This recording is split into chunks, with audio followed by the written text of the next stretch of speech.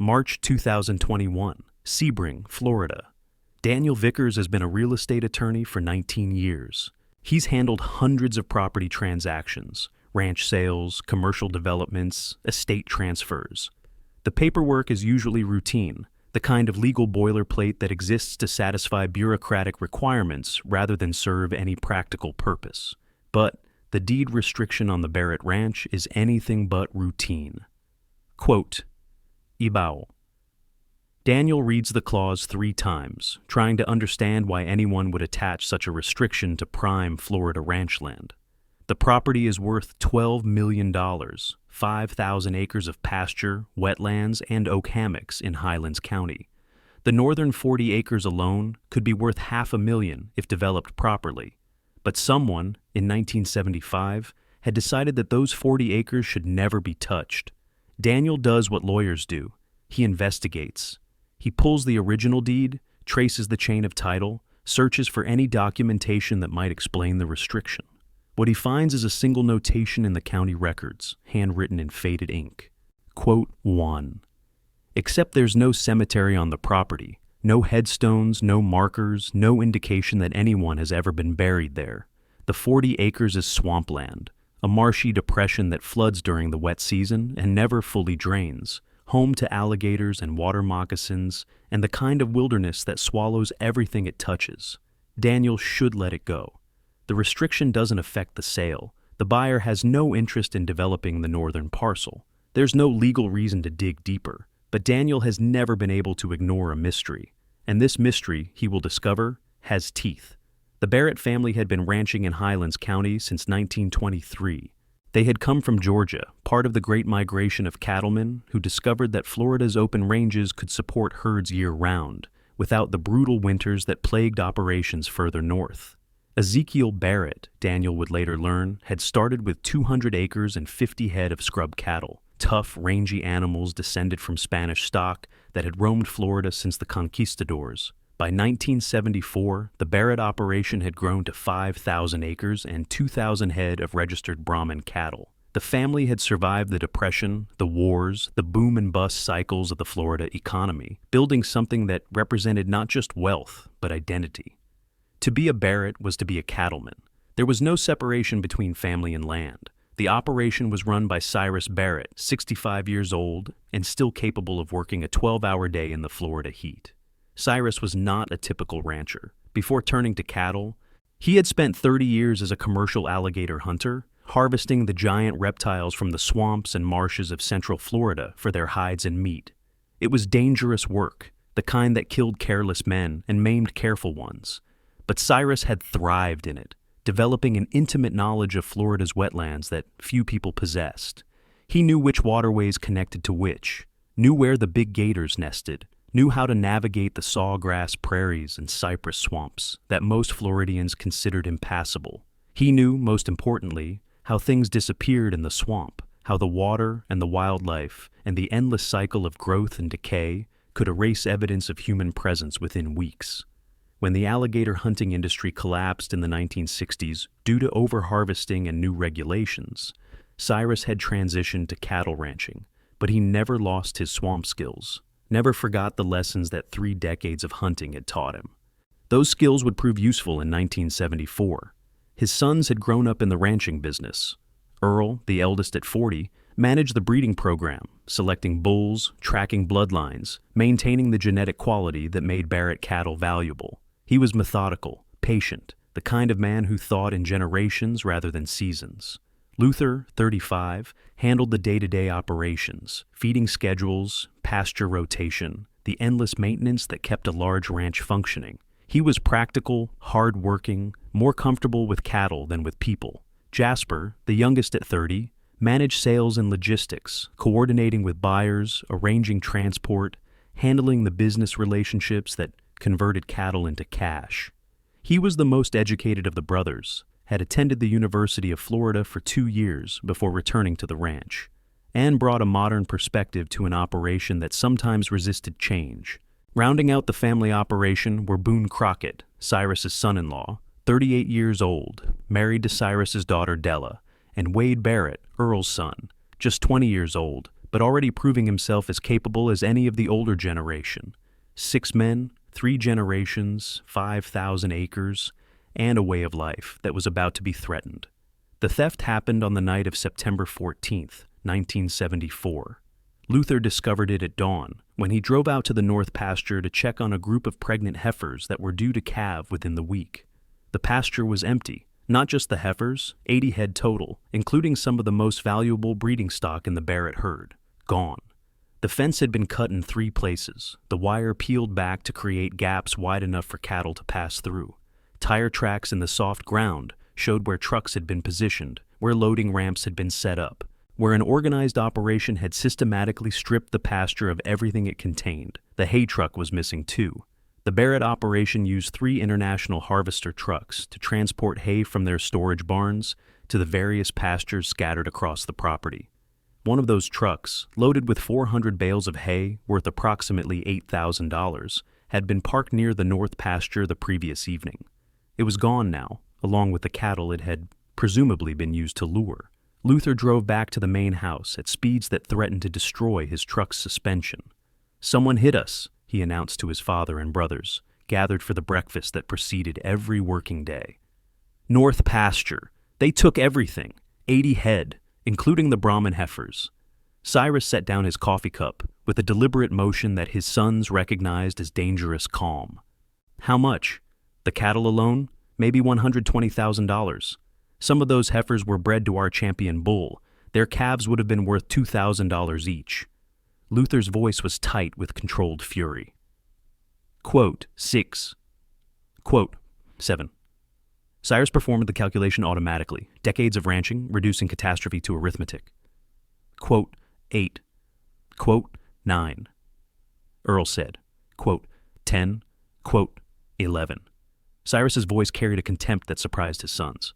"You know what the sheriff's going to do? He's going to take a report, file it with all the other cattle theft reports from this year, and tell us to check with the auction houses. Meanwhile, our cattle will be in a slaughterhouse by tomorrow morning, processed into hamburger that'll be on trucks to Miami by sunset." "You think they're going to slaughter them? Those are breeding animals." "They're going to slaughter them because that's how these operations work. I've been hearing about it for 2 years now.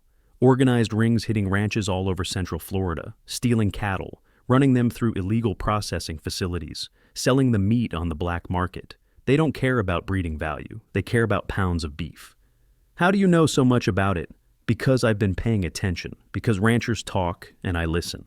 Cyrus stood, moving to the window that overlooked the pastures stretching toward the horizon. The Hendricks operation lost 40 head in June. The Campbells lost 60 in August. Nobody's been caught, nobody's been charged, and the cattle have never been recovered. The law can't stop these people, or won't. "So what do we do?" Cyrus was quiet for a long moment, his reflection visible in the window glass, his expression unreadable. "We find them ourselves. We get our cattle back, or we make sure they never steal from anyone again." "Pa, that's what? The only option we have?" Cyrus turned to face his sons, and they saw something in his eyes that they had seen before. The cold calculation of a man who had spent 30 years hunting dangerous animals and had learned to think like them. "They came onto our land, took our property, threatened our livelihood. In my experience, there's only one way to deal with predators." "What way is that?" "You hunt them down, and you make sure they can't hunt anyone else." Daniel Vickers found the first clue in the Highlands County archives. The covenant restricting the northern 40 acres had been filed on January 15, 1975. 4 months after the date that would later prove significant. The filing was accompanied by a survey map showing the precise boundaries of the restricted parcel and a brief legal description that offered no explanation for the restriction. But there was another document filed the same day, a bill of sale transferring ownership of an international harvester hay truck from Cyrus J. Barrett to Salvage Disposal. The truck was described as damaged beyond repair and valued at $500 for scrap. Daniel cross-referenced the vehicle identification number with state records. The truck had been reported stolen on September 15, 1974, as part of a theft that also included 80 head of cattle. The theft had never been solved, the cattle never recovered, and yet, 4 months later, Cyrus Barrett was selling the truck for salvage. He had gotten it back. Somehow, Without involving law enforcement, without any record of recovery, Cyrus Barrett had recovered his stolen property. Daniel dug deeper. He found newspaper clippings from late 1974 and early 1975, stories about missing persons, about men who had disappeared from the Central Florida area without explanation. The names meant nothing to him. Marcus Tyndall, Floyd Jernigan, Harley Stubbs, Cecil Purvis. Working-class men, most with criminal records, all vanishing within a 4-month window. 14 men in total, all gone. None ever found. Daniel felt the hair rise on the back of his neck. The covenant, the truck, the missing men, the 40 acres of swampland that could never be disturbed. The pieces were forming a picture that Daniel wasn't sure he wanted to see completed. The investigation began the day after the theft. Cyrus had contacts throughout the Florida cattle industry. Other ranchers, auction house operators, livestock dealers, the network of relationships that decades of business had built.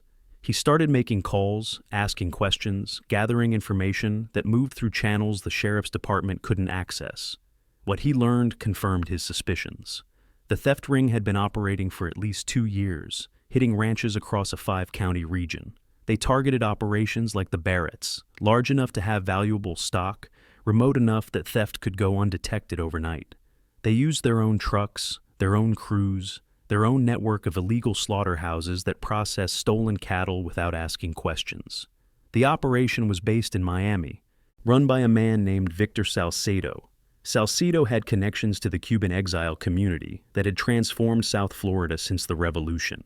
He supplied meat to restaurants and markets that served populations suspicious of American institutions, willing to pay cash for product that came without paperwork or questions.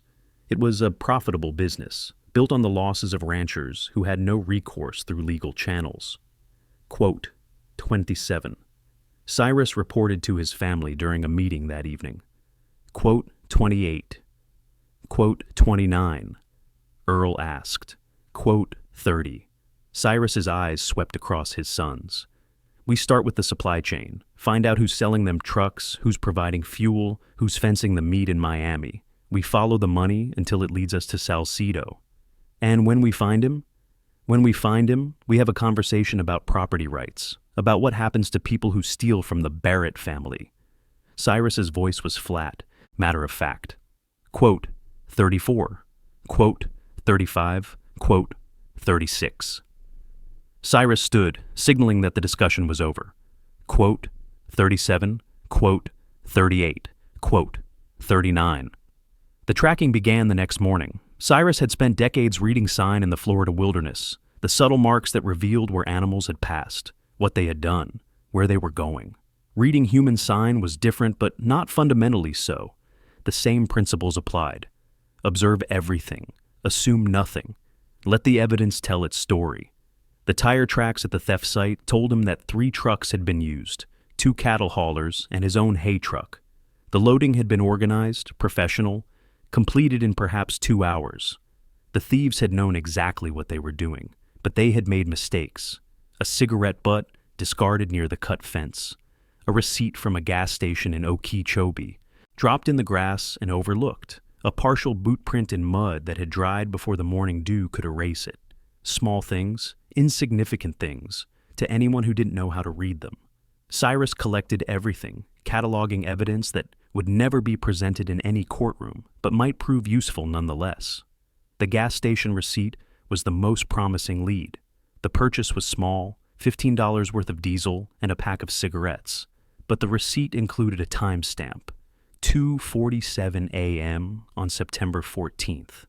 That placed one of the thieves in Okeechobee, roughly 30 miles from the Barrett Ranch, just hours before the theft occurred. Cyrus drove to Okeechobee that afternoon, found the gas station, talked to the night clerk who had been working the overnight shift. 3 trucks came through around that time, the clerk remembered. Cattle haulers, heading south. I remember because it was unusual. Most cattle trucks run during the day. These guys were in a hurry, didn't want to talk, paid cash for everything. Did you get a look at any of them? The driver of the lead truck. Big guy, maybe 40, had a scar on his chin. Hispanic, I think, though he spoke English fine. Asked for directions to Highway 27. Highway 27. South toward Lake Placid, toward the rural areas where illegal slaughterhouses could operate without attracting attention. Cyrus had his first lead, and he had a description of his first target. The man with the scar was named Marcus Tyndall. Cyrus learned this through a contact in Okeechobee, a livestock dealer named Buford Gaines, who had been in the cattle business for 40 years and knew everyone worth knowing in Central Florida. Buford owed Cyrus a favor from years back, something about a loan during a bad season that had never been fully discussed, and he was willing to share information that he wouldn't have given to law enforcement. Quote, 44 cents. Buford said over coffee at a diner in Okeechobee. Quote, 45. Quote, 46. Quote, 47. Quote, 48. Buford hesitated, weighing loyalty against self-preservation. Quote, 49. Quote, 50. Quote, 51. Cyrus promised discretion and drove home with a name, a location, and the beginning of a plan. Daniel Vickers had reached the limits of what public records could tell him. The covenant, the truck sale, the missing persons reports, they painted a picture, but it was incomplete, lacking the connective tissue that would transform suspicion into understanding. He needed someone who had been there, someone who remembered what had happened in 1974, someone willing to talk about events that had been buried for nearly 50 years. The Barrett family had scattered after Cyrus's death in 1991. Earl had passed in 2003, Luther in 2009, Jasper in 2015. Boone Crockett had died in a car accident in 1988. Wade Barrett had moved to Texas in the 1980s and died there in 2017. But there was one Barrett still living. Jolene Barrett, Luther's daughter, had been 28 years old in 1974. She was 75 now, living in a retirement community in Lakeland, less than an hour's drive from the ranch where she had grown up. Daniel called ahead, explaining that he was researching the history of the Barrett property for a legal matter. Jolene agreed to meet him, her voice on the phone carrying a wariness that suggested she knew exactly why he was calling. The retirement community was pleasant, manicured grounds, Spanish-style buildings, the carefully maintained appearance of comfortable decline. Jolene met him in a common area, a thin woman with steel-gray hair and eyes that assessed him with uncomfortable precision. "You want to know about the covenant?" she said, before Daniel could introduce himself properly. "About the 40 acres. How did you know?" "Because nobody's ever come asking about the Barrett Ranch without eventually getting to that question. You're not the first, Mr. Vickers, just the most recent." "Others have asked?" "Journalists, mostly. A few law enforcement people over the years. They come, they ask questions, they leave without answers." Jolene's expression was unreadable. Quote, 58. Quote, 59. Jolene studied him for a long moment, weighing something that Daniel couldn't see. "Sit down, Mr. Vickers. I'll tell you what I know. But understand something first. What happened in 1974 didn't happen in a vacuum. It happened because good people were pushed too far by bad people, and because the law couldn't, or wouldn't, do anything about it. You want to judge my family, you judge them with that context in mind. I'm not here to judge anyone. Everyone judges. The question is whether they judge fairly." Jolene settled into her chair, her eyes distant. "It started with a theft, but it didn't end there. It didn't end anywhere near there. The surveillance of Marcus Tyndall began on September 20th, 1974. Cyrus and Earl took shifts, watching Tyndall's trailer from a distance, documenting his movements, building a picture of his routine. The man was careful, but not paranoid. He checked his surroundings when leaving home, varied his routes occasionally, kept his interactions with strangers to a minimum. But he had patterns. Everyone had patterns. Tyndall left his trailer at roughly the same time each morning, drove south on Highway 27, toward the cane fields that stretched endlessly across the landscape. He stopped at the same gas station for coffee, took the same back roads to avoid the main highways, arrived at the same destination, a compound hidden among the sugarcane, invisible from any public road. The compound was the slaughterhouse. Cyrus confirmed this on the third day of surveillance when he followed Tyndall at a distance that pushed the limits of visibility. The facility was larger than he had expected. Multiple buildings, loading docks, refrigerated trucks parked in rows.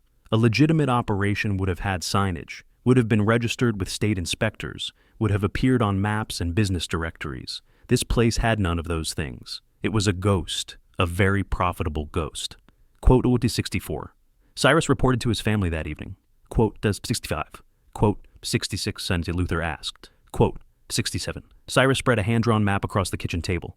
Quote, 68. Quote, 69, Jasper said.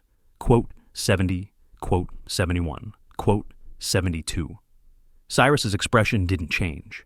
Quote, 73. Quote, 74. Quote, 75. Cyrus's voice was flat, final.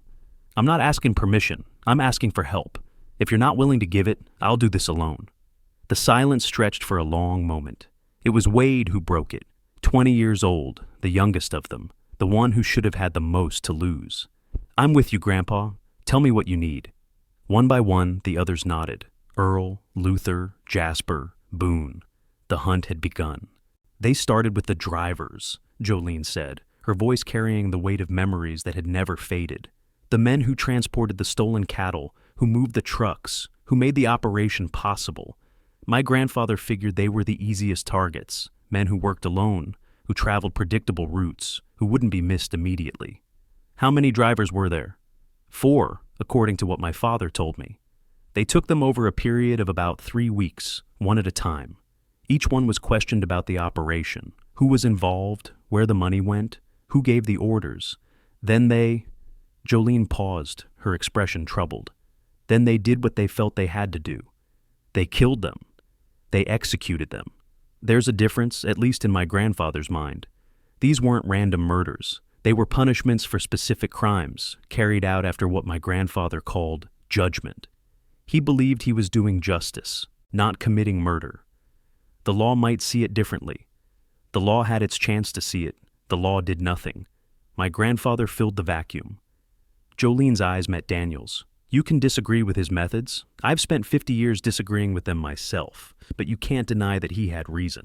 The first driver was taken on October 2nd, 1974. His name was Floyd Jernigan, 34 years old, a truck driver who had been hauling stolen cattle for Salcedo's organization for the past year. Cyrus had identified him through surveillance, had learned his routes, had found the perfect location for an intercept, a stretch of rural highway between Clewiston and Belle Glade, where traffic was sparse and witnesses unlikely. The approach was simple. Wade stood by the roadside, waving frantically, his truck parked at an angle that suggested breakdown. Jernigan slowed, stopped, rolled down his window to ask what the problem was. He never saw Earl coming from behind. The chloroform took effect within seconds, and Jernigan slumped unconscious in his seat.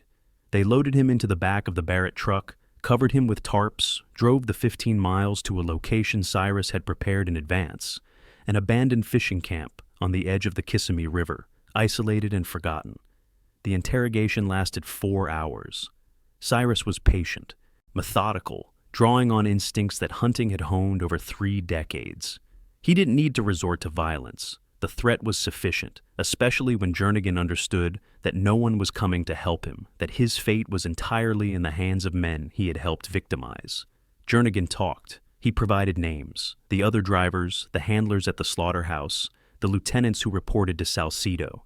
He explained the operation structure, its schedule, its vulnerabilities. He revealed that the Barrett cattle had already been processed, the meat sold, the evidence destroyed. Quote, 88. Jernigan said when he had nothing left to offer. Quote, in 89, quote, 90, quote, 91. Cyrus considered the question for a long moment. Quote, 92. The killing was quick, a single gunshot that ended Floyd Jernigan's involvement in the cattle theft business permanently. The body was transported to the Barrett Ranch, to the 40 acres of swampland in the northern section, to waters that Cyrus had known for decades and that would keep their secrets forever. The alligators did the rest. Within a week, there would be nothing left of Floyd Jernigan, but bones scattered across the swamp bottom, indistinguishable from the remains of countless animals that had met their end in those waters. The first of 14 had been taken. Daniel Vickers listened in silence as Jolene described the killings. Her voice was matter-of-fact, clinical, as if she were recounting events that had happened to someone else. There was no pride in her words, but no shame either. Just the flat recitation of facts that she had carried for nearly 50 years. They took the drivers first, 4 of them, over about 3 weeks. Then they moved on to the handlers, the men who worked at the slaughterhouse, who processed the stolen cattle. Those were harder to catch because they stayed close to the facility, didn't travel alone. My grandfather had to be more creative. Creative how? He used the swamp, lured them into territory where he had the advantage, where they couldn't escape, where no one would hear them scream. Jolene's expression was distant. Quote 96, and quote 97, and quote 98, eating quote 99, eating quote 100, quote Wands 01. Jolene was quiet for a long moment. Quote Wand Jo 2. The handlers proved more challenging than the drivers. They worked in groups, stayed close to the slaughterhouse compound, rarely ventured out alone. Cyrus watched them for 2 weeks, looking for patterns, looking for opportunities, finding nothing that would allow a clean approach. The breakthrough came through information provided by the second driver they captured. Harley Stubbs had been more forthcoming than Jernigan, perhaps hoping that cooperation would earn him mercy. It didn't, but before his death, he revealed something useful. The handlers had a regular gathering spot, a bar in Belle Glade where they went on Friday nights to drink and decompress from the week's work. Quote 103. Ors, Stubbs had said. Quote 104. Cyrus didn't plan to mess with them in the bar. He planned to intercept them on the road home.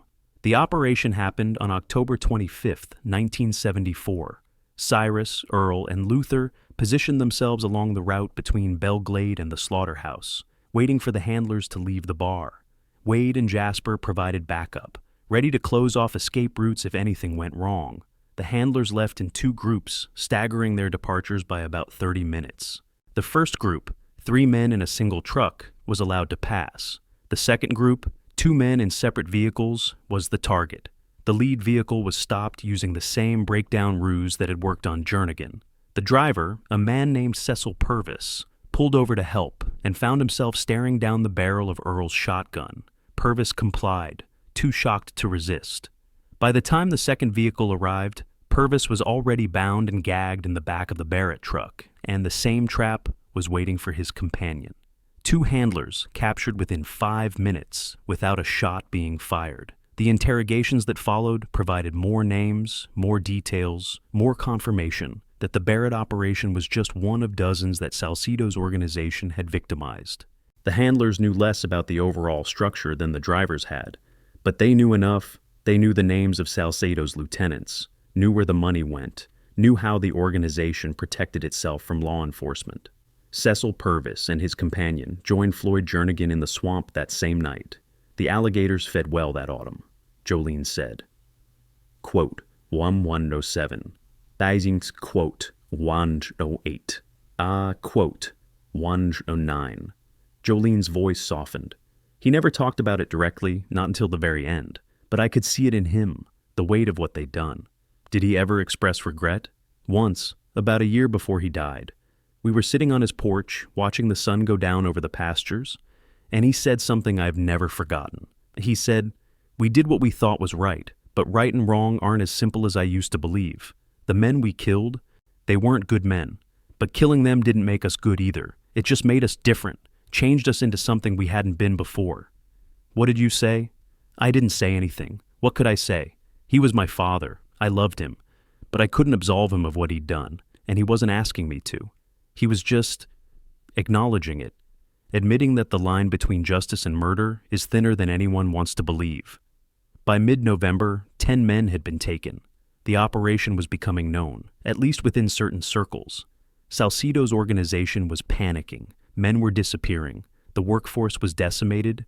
No one knew who was responsible or how to stop them. The remaining employees were afraid to leave the compound, afraid to travel alone, afraid that they would be next. Fear was doing half of Cyrus's work for him. "They're scared," Jasper reported after a reconnaissance trip to Belle Glade. "The bar is empty. Nobody from the organization will go there anymore. The slaughterhouse is running at half capacity because they can't get enough workers. Word is, Salcedo's brought in outside muscle from Miami. Guys who don't know the area but aren't afraid of whatever's hunting his people. Outside muscle means outside patterns," Cyrus said. "They don't know this territory. We do. It also means more guns. These aren't truck drivers, Pa. These are professionals. Then we'll have to be more professional than they are." The campaign continued, Adapting to the new reality, Cyrus shifted tactics, using the swamps and back roads that he knew better than any outsider could learn in weeks or months. He struck at night, in isolated locations, leaving no witnesses and no evidence. 3 more men vanished before December. That left one, Victor Salcedo himself, and Cyrus was saving him for last. Marcus Tyndall knew he was being hunted. The man with the scar had survived longer than any of his colleagues, not because he was smarter or more careful, but because Cyrus had deliberately left him for later. Tyndall was the field commander of Salcedo's operation, the man who had personally overseen the theft of the Barrett cattle. Cyrus wanted him to feel the fear, to understand that his time was measured in days rather than weeks, to suffer the psychological torment of knowing that death was coming, but not knowing when. By late November, Tyndall had stopped leaving the slaughterhouse compound entirely. He slept in the office building, ate meals brought to him by the few workers who remained, kept a shotgun within arm's reach at all times. The confident predator who had stripped the Barrett Ranch of 80 head of cattle had become prey, trapped by his own fear. "He's not coming out," Earl reported after 3 days of surveillance. "He's dug in like a tick. We try to take him at the compound. We're going to have a firefight on our hands. Then we bring the compound to us," Cyrus said. "How?" "Fire. Those buildings are wood and sheet metal, surrounded by sugarcane fields that haven't been harvested yet. A fire starts in the cane, spreads to the compound, and suddenly everyone inside has to make a choice: burn or run. That's arson. That's war. And in war, you use whatever weapons are available." The fire started on the night of November 28, 1974. Luther and Boone set it in the cane fields a quarter-mile upwind of the slaughterhouse, using diesel fuel and road flares to ensure it spread quickly. The flames caught the dry stalks like paper, racing across the field in a wall of orange that lit up the night sky. The compound's occupants had perhaps 10 minutes to react. They chose to run. Tyndall emerged from the office building with 2 other men, piling into a truck that roared away from the flames at reckless speed. They took the only road out of the compound, the road where Cyrus was waiting. The ambush was brutal and efficient. Cyrus had positioned his truck across the narrow road, blocking escape. When Tyndall's vehicle screeched to a halt, Wade and Jasper emerged from the cane on either side, weapons raised. Earl approached from behind, cutting off any possibility of retreat. "Get out of the truck," Cyrus called. "Hands where I can see them." Tyndall's companions complied immediately, the fight draining out of them as they recognized the hopelessness of their situation. Tyndall himself hesitated, his hand moving toward the shotgun on the seat beside him. Quote, 9, Cyrus said. Quote, 10. Tyndall's hand stopped. Slowly, he raised both arms and stepped out of the truck. "You're the Barrett, old man, the one whose cattle we took." "That's right. You've killed a lot of my people. I've killed everyone who helped you steal from me. You're going to tell me where the rest of them are, and then you're going to join them." Tyndall laughed, a bitter sound that held no humor. "You think killing me ends this? Salcedo's got connections you can't imagine. Cuban money, Miami muscle. You've started a war you can't finish. I've finished everyone I've started with so far. You'll be no different." The interrogation of Marcus Tyndall lasted longer than the others. He was tougher, more resistant, more aware of what awaited him, regardless of whether he cooperated. But Cyrus was patient, and pain has a way of eroding resistance. By dawn, Tyndall had revealed everything: the location of Salcedo's Miami operations, the names of his remaining lieutenants, the corrupt officials who protected the organization, the financial networks that laundered the profits. He had given up every secret he possessed, hoping until the end that cooperation might earn him mercy.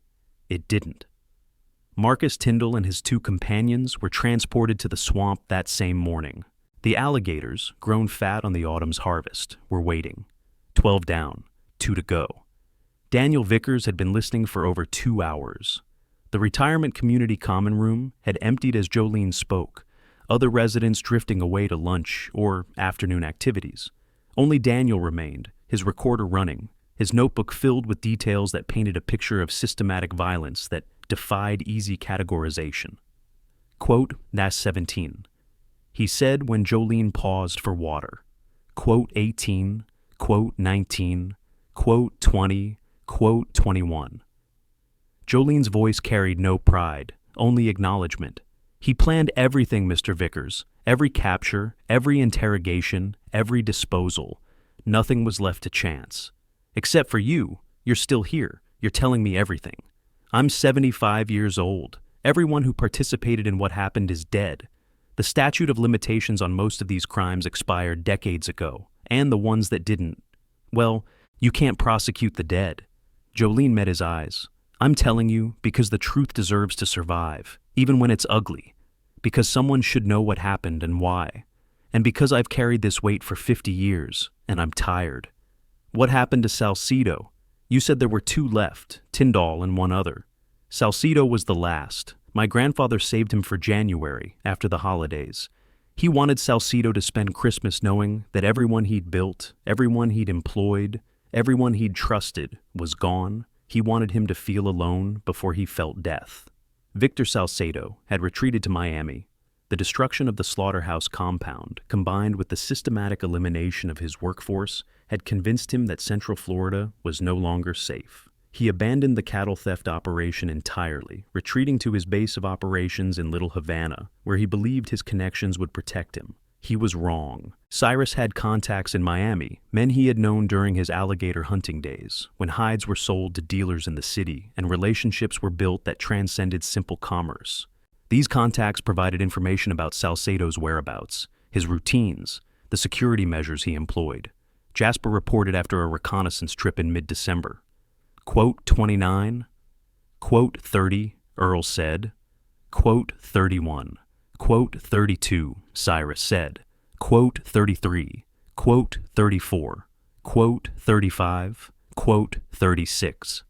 The trap was elegant in its simplicity. Cyrus identified a property in Glades County, a struggling ranch whose owner was desperate to sell.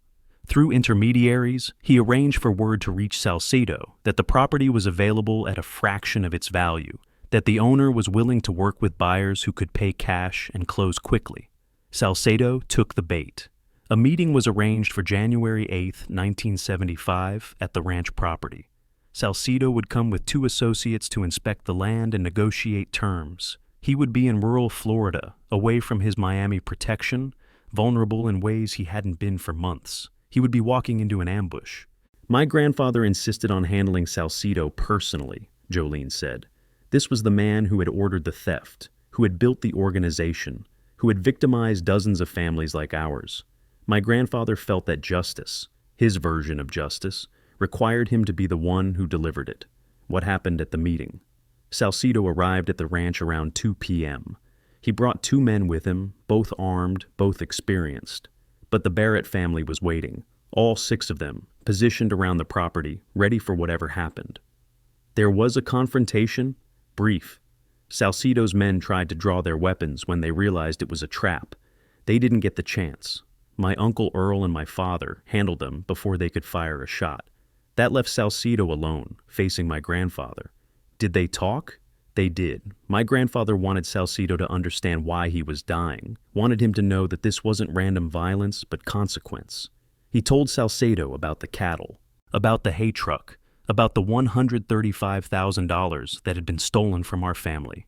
He told him about the other ranchers who had been victimized, about the lives that had been disrupted, about the justice that the law had failed to provide.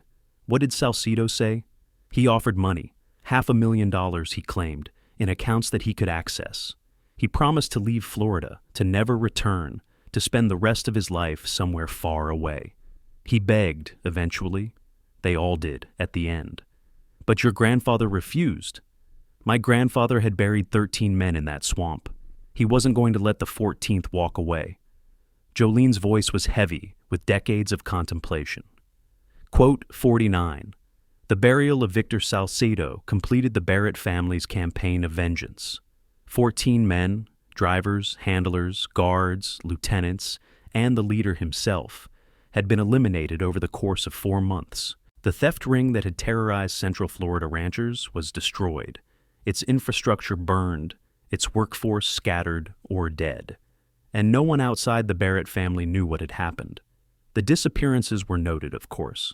Families filed missing persons reports, law enforcement made cursory investigations, journalists wrote occasional stories about the strange epidemic of vanishing men in the rural Florida region, but no connection was ever drawn, no pattern ever identified, no suspicion ever directed at the quiet ranching family in Highlands County, who had simply gone about their business while chaos erupted around them. The covenant was filed 1 week after Salcedo's death. Cyrus had consulted with a lawyer in Tampa, a man who asked no questions and charged premium rates for his discretion, to create a legal mechanism that would protect the northern 40 acres forever. The quote 50 explanation was technically true. It was simply incomplete. Quote 51, Jolene explained. Itone quote 52, sista quote sfairi skawot foftor, quote 55. Jolene was quiet for a long moment. Quote 56, quote 57, quote 58. The aftermath of the killings shaped the Barrett family in ways that weren't immediately visible. Cyrus lived until 1991, dying at 82 years old on the ranch he had spent his life building. He never spoke publicly about what had happened in 1974, never expressed regret or doubt, never wavered in his conviction that what he had done was justice rather than murder. In his final years, he spent long hours sitting on his porch, watching the pastures and the distant line of swamp that held his secrets. His sons carried the weight differently. Earl became increasingly religious, attending church services that he had ignored for most of his adult life, seeking absolution that he could never quite articulate. He died in 2003, still attending services, still unable to reconcile what he had done with what he believed. Luther turned to alcohol as Jolene had described, a slow deterioration that never quite crossed into complete dysfunction, but that left him diminished, a shadow of the man he had been. He died in 2009, lucid enough at the end to speak the words that Jolene had never forgotten. Jasper left Florida entirely, moving to Arizona in 1978 and cutting ties with the family business. He built a new life in the desert, far from swamps and cattle and memories that he couldn't escape. He died in 2015, having never returned to the ranch where he had helped kill 14 men. Boone Crockett died in a car accident in 1988, a single-vehicle crash on a rural highway that might have been accident or might have been something else. No note was ever found, no explanation ever offered. Jolene had her suspicions, but suspicions weren't facts. Wade Barrett, the youngest participant, lived the longest with what he had done. He moved to Texas in 1984, built a successful ranching operation of his own, raised children who never knew their father's secrets. He died in 2017, taking his memories to a grave far from the swamps of Florida. And Jolene, the only one who had known without participating, who had watched her family transform and then slowly destroy itself, had survived them all. Quote 59. She said, quote des 60, quote 1961, quote 62, quote 63, quote 64. The covenant remained in place as the years passed. The Barrett Ranch changed hands twice after Cyrus's death, first to a cattle company that operated it commercially for 15 years, then to an investment group that held it as a land bank, waiting for development pressure to drive up values. Neither owner questioned the restriction on the northern 40 acres. It was simply an oddity in the deed, a legal quirk that didn't affect the property's overall value. But in 2021, the investment group decided to sell, and the potential buyer had plans that would require access to every acre of the property. That buyer was a solar energy company. They wanted to install panels across the ranch's open pastures, converting cattle land into renewable energy production. The northern 40 acres, with its wetland characteristics, was actually ideal for their purposes. The water could be used for panel cooling. The elevation was perfect for installation. The location was close to existing power infrastructure. The covenant stood in their way. That was why Daniel Vickers had been called in, to research the restriction, to determine if it could be challenged, to find a legal pathway that would allow the development to proceed. His investigation had led him to the Barrett family history, to the missing persons from 1974, to Jolene, and the story she had finally chosen to tell. Now he had to decide what to do with it. Daniel Vickers drove back to Sebring, with Jolene's words echoing in his mind. The recording on his phone contained over 4 hours of testimony, names, dates, locations, methods. Enough to rewrite the history of Central Florida crime, enough to solve 14 missing persons cases that had gone cold nearly 50 years earlier, enough to transform the Barrett family from respected ranchers into mass murderers in the eyes of the public, enough to destroy everything. He pulled into a rest stop on Highway 27, the same road where Cyrus Barrett had hunted his prey 5 decades earlier, and sat in his car watching trucks roll past toward destinations he didn't care about. The weight of what he knew pressed down on him like a physical force. What was he supposed to do with this? The legal question was straightforward. The covenant restricting the northern 40 acres was almost certainly unenforceable if challenged. Quote, 65. Protections required actual documented burials, not mass graves hidden in swampland. A competent attorney could have the restriction removed within months, opening the land to development. But the ethical question was something else entirely. 14 men had been murdered. Their families had never learned what happened to them, had spent decades wondering, grieving, hoping for answers that never came. Those families deserved the truth, deserved to know that their fathers and brothers and sons had died, that their bodies had been fed to alligators in a Florida swamp, that justice had been delivered outside any legal framework. Or did they? The men who died had been criminals, thieves who had stolen from honest people, who had operated outside the law, who had victimized dozens of families like the Barretts. Their disappearance had ended a crime wave that law enforcement couldn't stop. Their deaths had protected other ranchers from the same fate the Barretts had suffered. Was that justice? Was it murder? Was there a meaningful difference? Daniel didn't know. He suspected no one did. The solar company's deadline was approaching. They needed a decision on the covenant within 30 days, or they would move on to another property. The investment group that owned the ranch was pressuring Daniel for a resolution. They had $12 million riding on this sale, and they weren't interested in philosophical debates about events from 1974.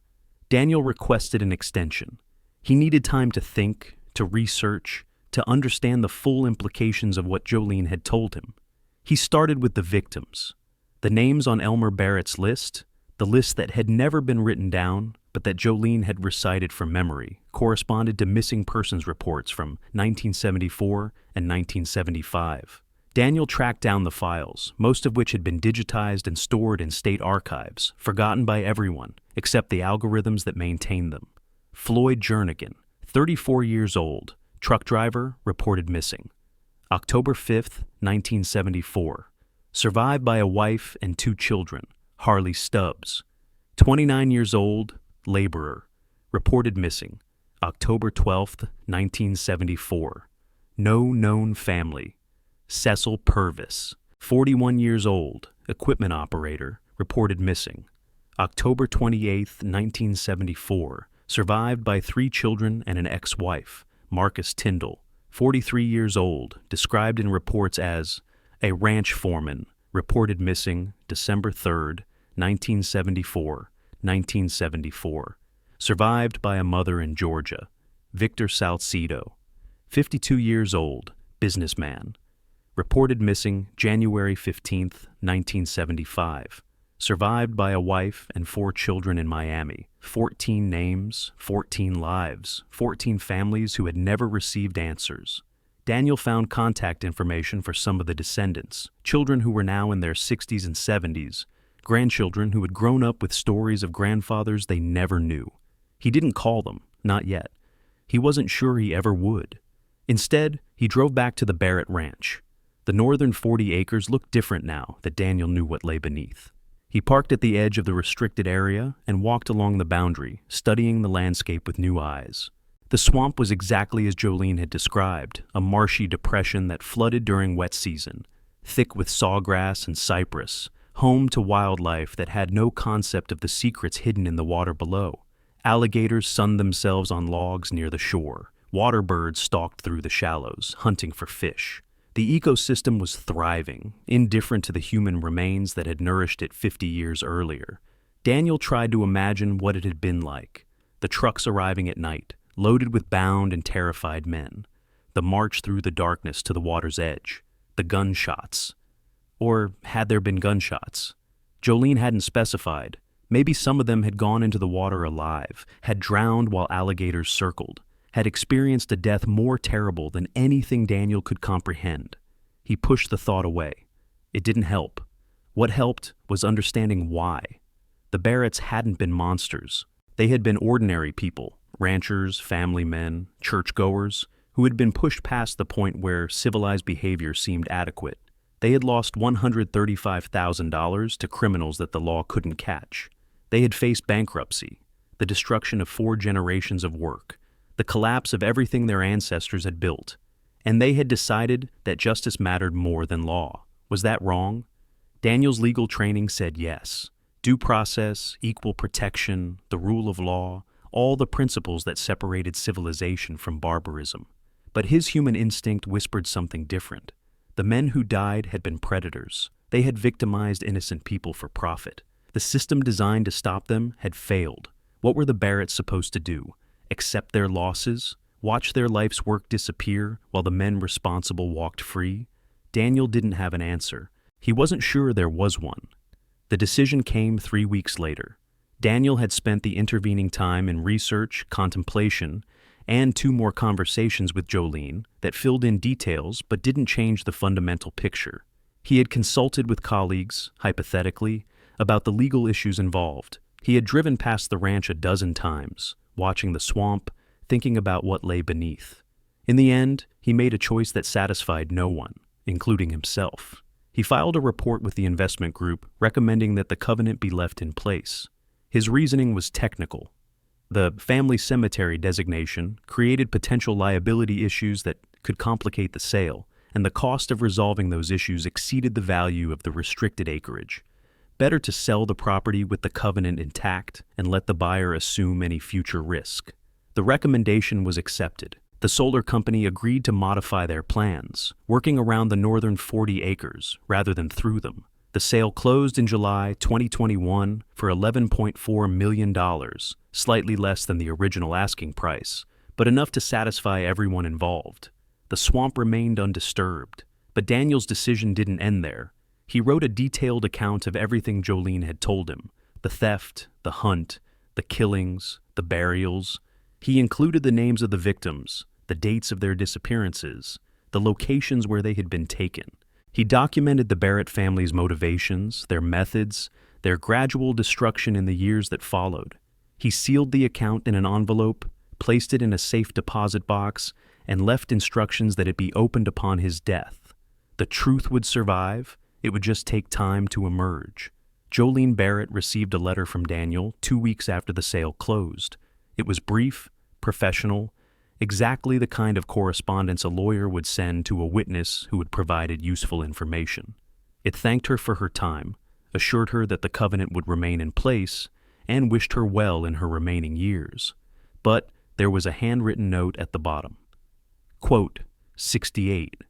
Jolene read the note 3 times, then folded it carefully and placed it in a drawer with other keepsakes from a life that was nearing its end. She had done what she could. The rest was out of her hands. The Barrett Ranch continued to operate under new ownership. The solar company installed panels across the southern and central sections, converting pasture land into energy production that fed the Florida grid. They built access roads, maintenance facilities, and a small visitor center that explained the technology to school groups and curious tourists. The northern 40 acres remained untouched. A fence was erected around the restricted area, with signs warning against trespassing. The official explanation was environmental protection. The wetland provided habitat for endangered species, and development would have required permits that weren't worth the trouble. The true explanation remained hidden, known only to a handful of people who had no reason to share it. Alligators continued to sun themselves on logs near the shore. Water birds continued to hunt through the shallows. The ecosystem continued to thrive, processing nutrients that had once been human beings, cycling matter through the endless loop of consumption and decay that characterized all living systems. The swamp kept its secrets, as it had for 50 years, as it would for 50 more. Daniel Vickers retired from law practice in 2028. He had spent his final years handling routine transactions, avoiding anything that might complicate his conscience or require him to confront the ethical ambiguities that the Barrett case had illuminated. He was good at his job, respected by colleagues, comfortable in his life. But he never forgot what Jolene had told him. In quiet moments, late at night, early in the morning, during the long stretches of solitude that retirement brought, he thought about the Barrett family and the choices they had made. He thought about Cyrus, the alligator hunter who had become something else entirely. He thought about the sons who had followed their father into darkness and the price they had paid for that loyalty. He thought about the 14 men in the swamp, their bones scattered across the muck, their stories ended by violence that the law had never acknowledged, and he thought about justice. Was it served? The criminals had been punished, the crime wave had ended, other ranchers had been protected from the same fate. By those metrics, the Barrett campaign had accomplished exactly what Cyrus had intended, but the families of the victims had never received closure. The legal system had been bypassed, its authority undermined by men who decided they knew better. The precedent, if it could be called that, suggested that sufficient grievance justified any response, that the powerful could take justice into their own hands whenever the system failed to deliver results they found acceptable. That was dangerous. Daniel knew it was dangerous. He knew that civilized society depended on the rule of law, on due process, on the principle that no one was entitled to be judge, jury, and executioner in their own case. But he also knew that the system had failed the Barretts, had failed them completely, had offered nothing but paperwork and sympathy, while criminals stripped them of everything they had worked to build. The system had created the conditions that made Cyrus Barrett's response possible, even, in some terrible sense, inevitable. The fault wasn't only with the Barretts. The fault was shared. Jolene Barrett died on March 3rd, 2024, at the age of 78. The obituary mentioned her years on the family ranch, her work with the local historical society, her dedication to preserving the memory of Florida's cattle ranching heritage. It mentioned her parents, her grandparents, the 4 generations of Barretts who had worked the land before her. It didn't mention the 40 acres. It didn't mention the 14 men. It didn't mention the secret that she had carried for 50 years and finally passed on to a stranger who had promised to carry it further. Daniel attended the funeral, a small service at a church in Sebring, attended by neighbors and acquaintances who had known Jolene as a quiet, dignified woman with stories about old Florida that she was always willing to share. No one spoke of 1974. No one knew there was anything to speak of. After the service, Daniel drove to the ranch one last time. The solar panels stretched across the landscape like geometric crops, harvesting energy from the same sun that had once nurtured cattle. The visitor center was closed for the day, its parking lot empty, its educational displays waiting for the next group of school children to learn about renewable energy and environmental responsibility. The northern 40 acres was visible in the distance, a dark line of vegetation against the manufactured landscape, a remnant of old Florida surrounded by new technology. The fence was still there, the sign still warning against trespass, the swamp still keeping its secrets. Daniel stood at the boundary for a long time, thinking about endings and beginnings, about justice and law, about the choices that ordinary people made when extraordinary circumstances pushed them past the limits of civilized behavior. He thought about Cyrus Barrett, dead for over 30 years, his bones in a legitimate cemetery while his victims' bones lay scattered in the muck. He thought about Jolene, who had carried the weight of knowledge for half a century before finally setting it down. He thought about himself, and the weight he would carry for whatever years remained.